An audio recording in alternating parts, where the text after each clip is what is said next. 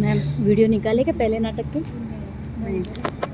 नंदी बैलाला हो नंदी बैलाला, ताई मैया का हो नंदी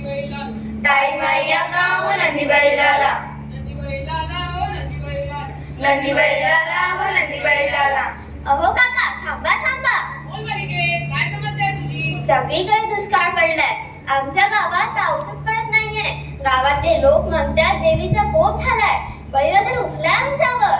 काय देवीचा कोप झाला म्हणतात, बळीराजा रुसलाय म्हणतात, यावर्षी पाऊस बी पडणार नाही म्हणतात. चला तर आपण नंदीलाच विचारू.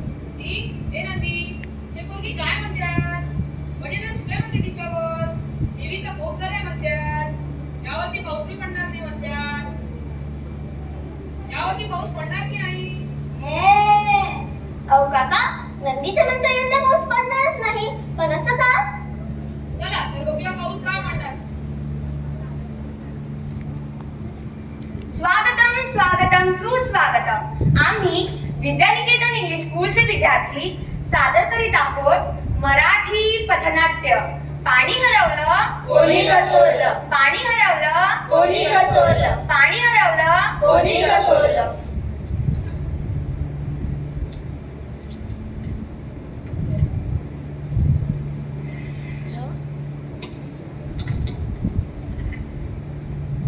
अहो ताई, एसटी कधी येणार?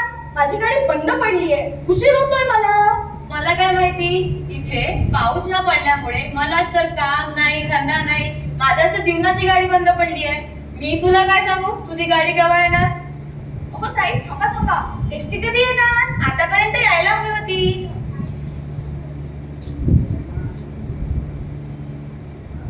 हॅलो हॅलो, मी पाटील बोलतोय कन्या. मी तुला उसाला पाणी द्यायला सांगितलं होतं ना मुर्दे, काय झालं त्याचं? दिलं की नाही? बरं बरं, येतोय मी सांजच्या 12ला. निघालं आता. पाणी आपलं कन्या, खूप पाणी आहे.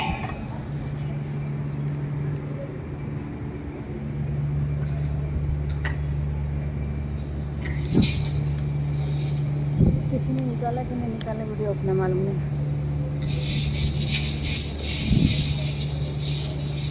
आई, झाली का तुझी पूजा? हो, हे जे वळ आहे मी माझं नेऊन टाकते ना ते. काय हे निर्माल्य त्या नदीत टाकायचं? पण आणि तर नदीचं पाणी दूषित होईल आणि तेच पाणी आपण प्यायला वापरतो ना. त्यापेक्षा जर आपण हे निर्माल्य जमिनीत खड्डा करून त्यात पुरवले आणि त्याचे खत तयार केले तर ते आपण इतर झाडांनाही देऊ शकू आणि आपल्या अंगणातील कुंड्यांनाही देऊ शकू. हो बाळा, अगदी बरोबर आहे तुझं. आपण असंच करूया.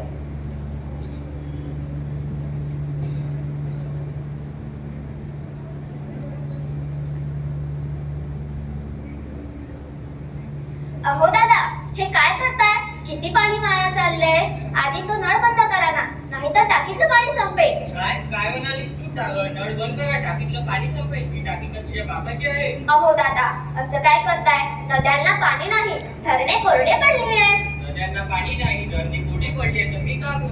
अहो दादा, असं अभद्र काय बोलताय? आपण माणूस आहो, जनावर नाही. आपण पाण्याचा वापर जपून करायला हवा. माझी मर्जी, मी काही करणार. अहो थांबा थांबा, का भांडताय तुम्ही? काय झालं? अहो 2 मिनिट नळ चालतोय, तर यावर माझ्यासोबत भांडायला आल्या. मग बाकीच्यांचं काय? अहो बाई, कोण तुम्ही? तुमचं नाव काय? माझं नाव पूर्वा पाठक आहे. मी गावातील शाळेत शिक्षिका आहे. अहो, स्वातंत्र्य आहे स्वातंत्र्य. तुम्ही अशा एखाद्याच्या व्यक्ती स्वातंत्र्यावर निर्बंध आणू शकत नाही. काय? व्यक्ती स्वातंत्र्यावर निर्बंध? छे छे, कधीच नाही. परंतु संविधानाने प्रत्येकाला नैतिक अधिकार दिले आहे. आज खेड्यापाड्यात, शहरात पाण्याची कमतरता भासत चालली आहे. अशा वेळी आपण पाणी वाया घालवणे हे योग्य नाही. हो, बरोबर आहे तुमचं. पण जिथे पाणी वापरायला हवे तिथे तर लागणारच ना. खुशाल वापरा ना, परंतु आपण जो पाण्याचा अतिरिक्त वापर करतो तो मूर्खपणाच आहे ना. अहो, गावातील लोक पण ना शेतीसाठी मुबलक पाणी मिळतोय म्हणून त्याचा कसाही आणि कितीही वापर करतात. हो, अहो मास्तरीन काही शेतीबद्दल काही बोलू नका. मी या गावचा पाटील आहे. माझ्याकडे 100 एकर शेती आहे. मग तुम्ही त्यात काय पिकवतात? अहो मास्तरीन काही 35 एकर ऊसाची लागवड केली आहे, 25 एकर डाळिंबाची बाग आहे आणि उरलेल्या शेतात मी भाजीपाला पुरवतो निकालते का त्यासाठी. पण तुम्ही उसाला पाणी देण्यासाठी ठिबक घेतले आहेत का? कसलं त्याला ठिबक थेंब थेंब पाणी करते त्यातून त्याला पाणी देणं म्हणते होय काय दिलं लय पाणी आहे वाहतोय बदा बदा अहो, दर दिवसाला एका एकराला हजारो लिटर पाणी वाया जाते. हेच जर तुम्ही ठिबक सिंचनाने पाणी दिले तर 50 ते 60% पाण्याची बचत होते. म्हणजेच कमी पाण्यात तुमचा ऊस उत्तम रीतीने वाढू शकतो. अहो मास्तरीन बाई शेतीबद्दल तुम्हाला काय माहिती? अहो पाटील, तुम्ही मला म्हणताय की मला शेतीबद्दल काय माहित? मी विदर्भातील शेतकऱ्याची मुलगी आहे. उसाला पाणी नव्हते म्हणून माझ्या वडिलांनी परमेश्वराला साकडे घातले होते, परंतु कोणीच आडवा आलं नाही. बघा, कोणीच मदतही केली नाही. म्हणून माझ्या वडिलांनी शेतातच आत्महत्या केली. तुम्ही पाण्याचं महत्त्व मला आणि माझ्या कुटुंबालाच विचारा. अहो बाई, सावरा स्वतःला.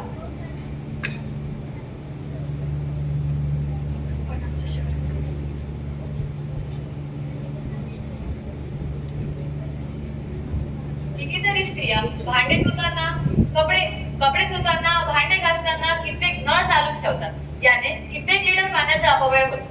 आपण जर हे पाणी वाचवले आणि तेच पाणी आणि थोडे वाचवलेले पाणी झाडांना दिले आणि थोडे पाणी छतावर पक्ष्यांसाठी ठेवले तर पक्ष्यांनाही पाणी मिळेल आणि झाडाचीही वाढ होईल. याने पाण्याचा सदुपयोग होऊ शकतो.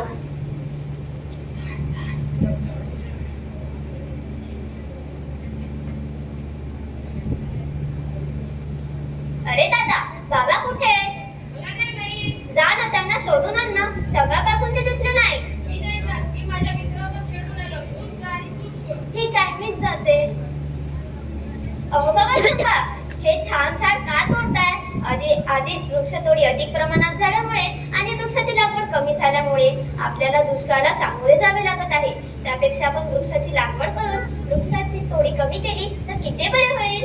हो बेटा, बरोबर आहे तुझं. आपण यावर्षी तुझ्या वाढदिवसाला नक्की ते झाड लावूया.